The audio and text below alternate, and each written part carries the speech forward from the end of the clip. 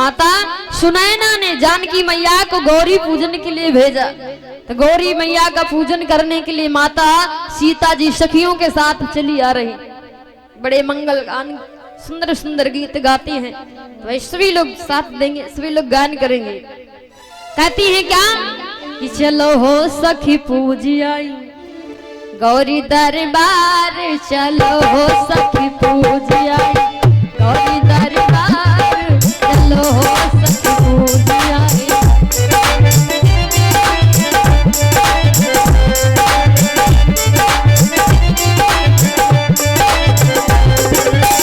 गौरी दरबार की, गौरी दरबार की, गौरी दरबार, चलो हो सखी पूजी आई गौरी दरबार, चलो हो सखी पूजी आई। चलो हो सखी पूजी आई गौरी दरबार, चलो हो सखी पूजी आई गौरी दरबार, चलो हो सखी पूजी आई।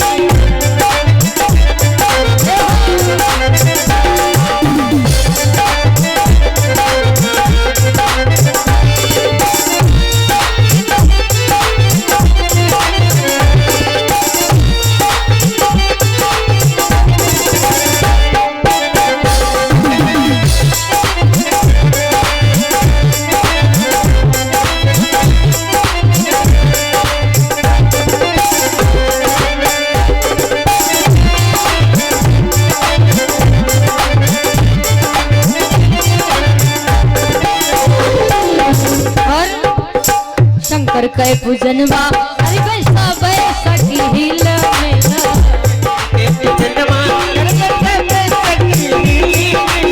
शंकर के पूजनवा करे बैसा बैसा की हिल में शंकर के पूजनवा करे बैसा बैसा की हिल में गौरी को करवे आजो गौरी जी को करवे आजो सुनो हो सका चलो हो सखी पूजा गौरी दरबार, चलो हो सखी पूजी आई दरबार, चलो हो सखी पूजी आई गौरी दरबार, चलो हो सखी पूजी आई।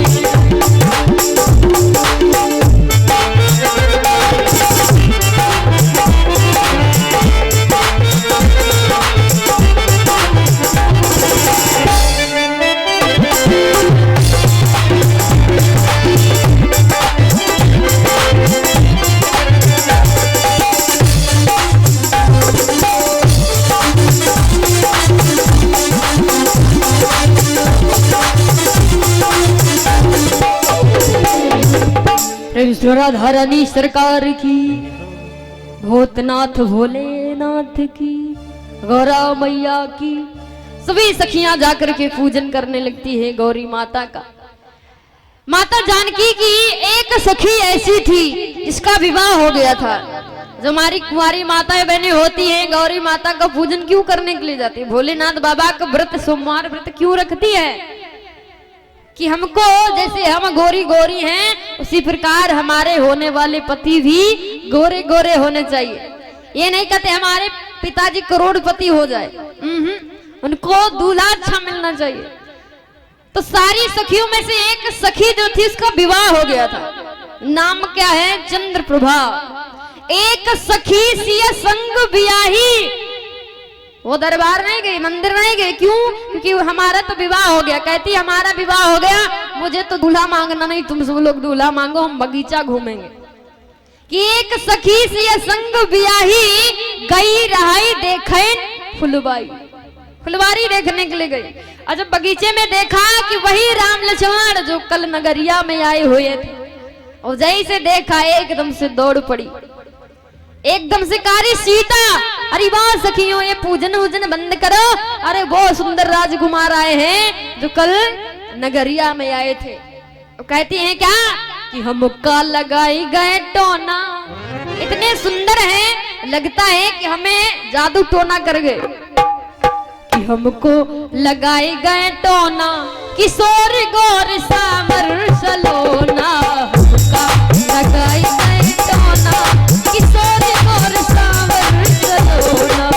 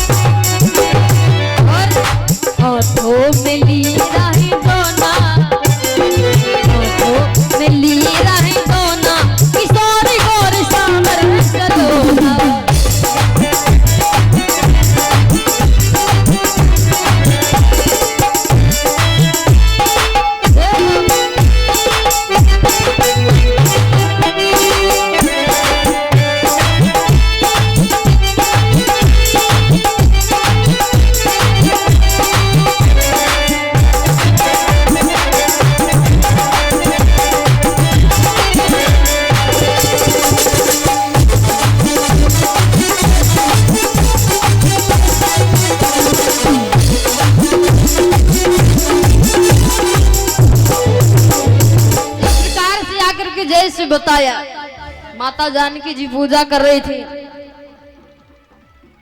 बहुत सुंदर भाव से पूजा किया। पूजा की न अधिक अनुरागा, निज अनुरूप सुघर बर मांगा। अपने अनुरूप यानी कि जैसी मैं गोरी गोरी हूं मैया, मेरा पति होने वाला वैसा ही होना चाहिए जैसे मैं, अपने अनुरूप। जल्दी जल्दी पूजा करके बगीचे में पहुंच गई जहां प्रभु राम फूल तोड़ रहे।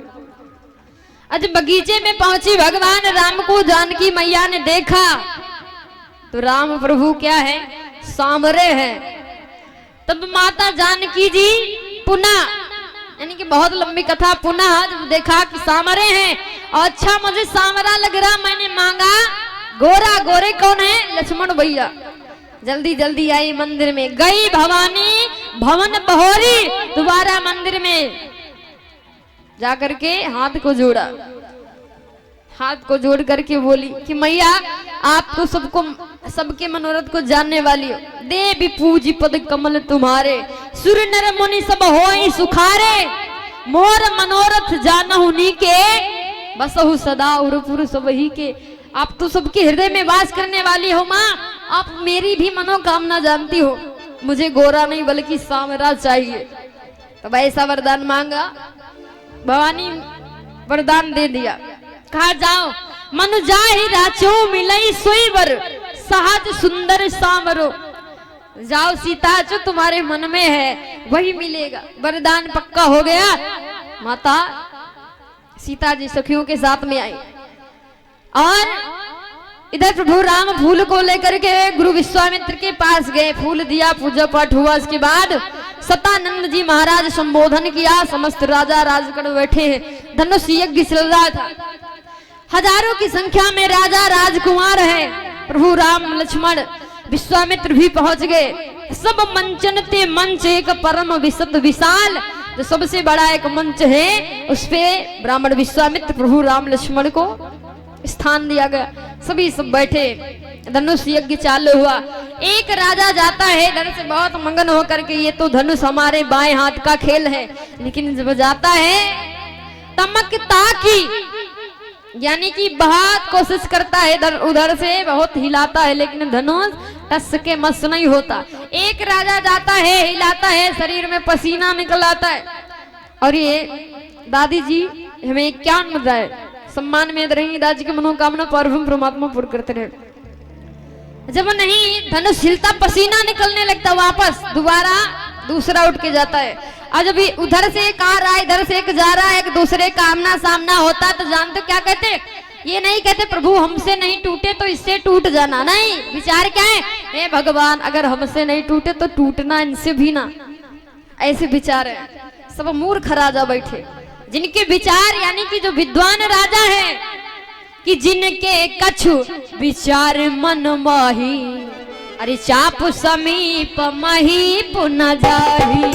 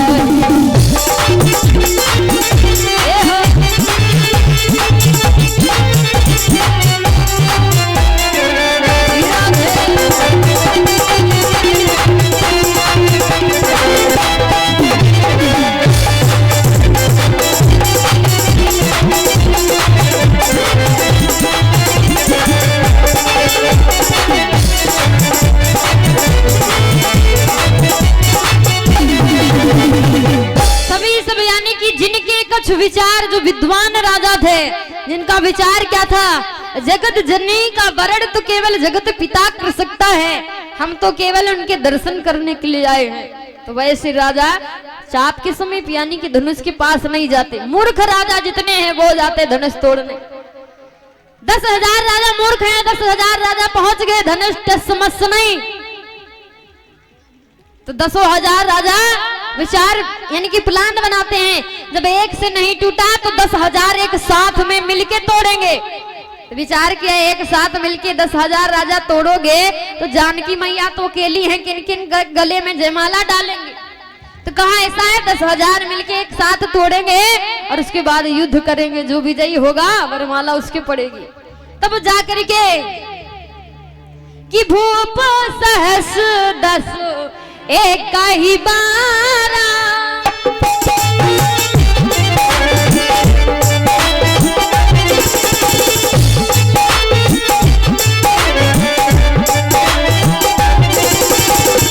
भूप सहस 10 एक ही बारा, भूप सहस 10 एक ही बारा, लगे उठा मन डरहि न डारा।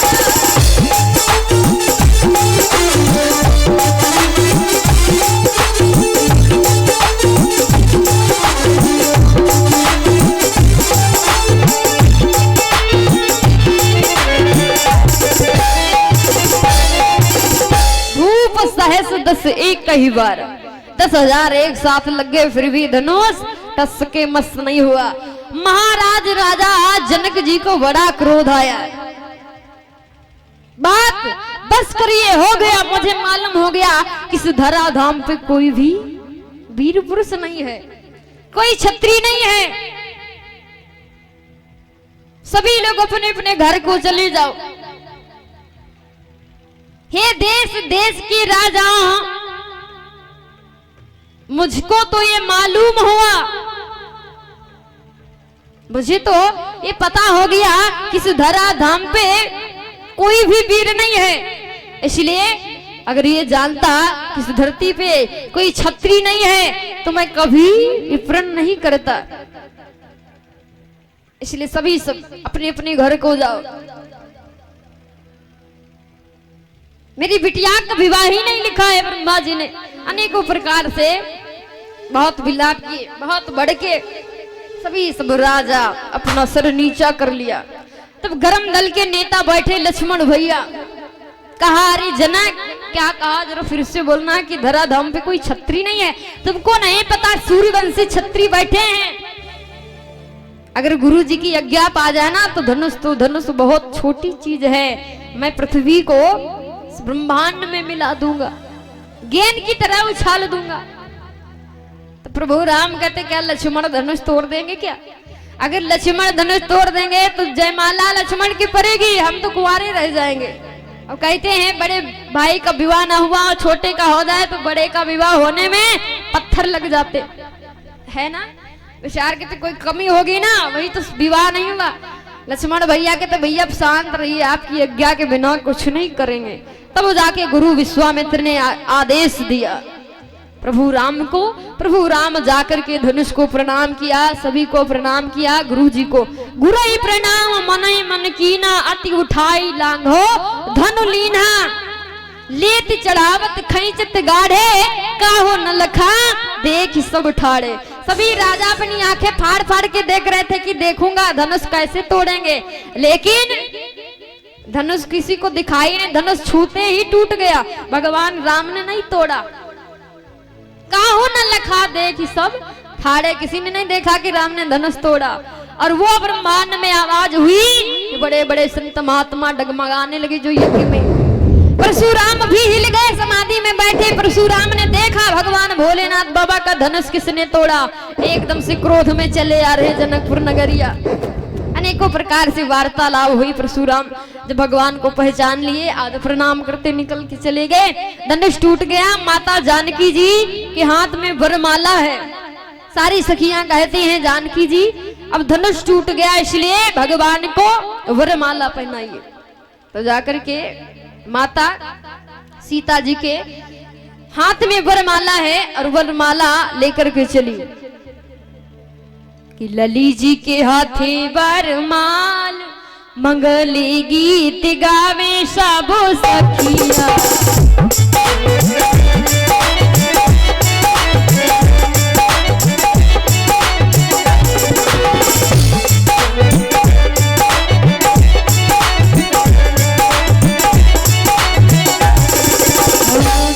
सब सखिया लो हम सब सखिया,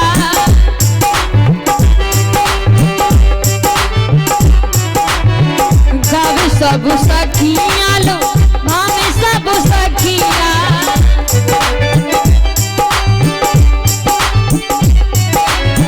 सिया जी के हाथे वारे माल, नदी जी के हाथे वारे माल, मंगल गीत गावे सब सखिया।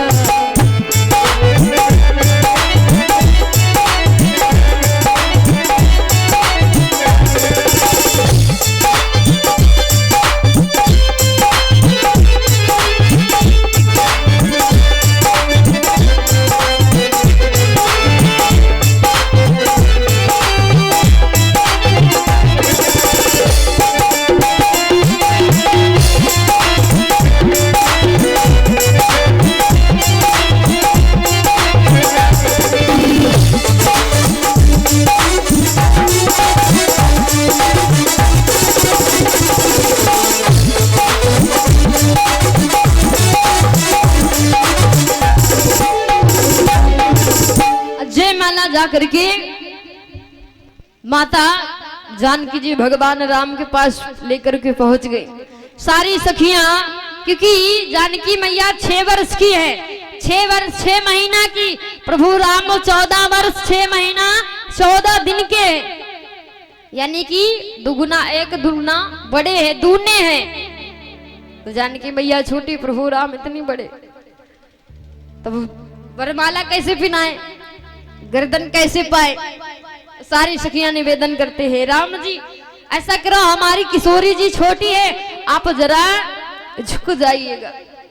तो निवेदन करती है कि झुकी जाइयो तनिक रघुवीर, सिया जी मोरी छोटी है, झुकी जाइयो तनिक रघुवीर, लली मोरी छोटी है।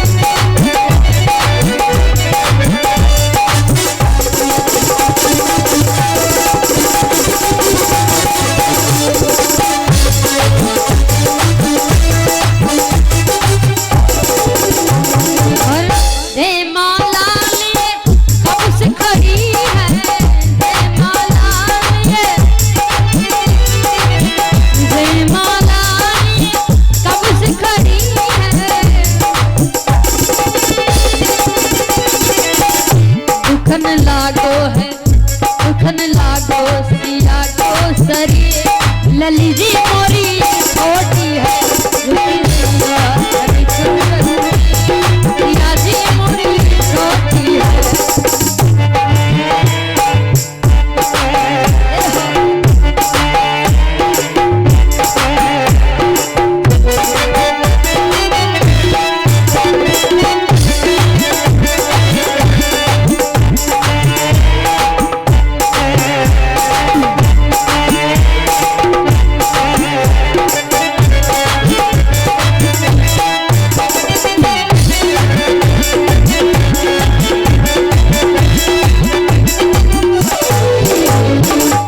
वृंदावन बिहारी लाल की, रामचंद्र भगवान की।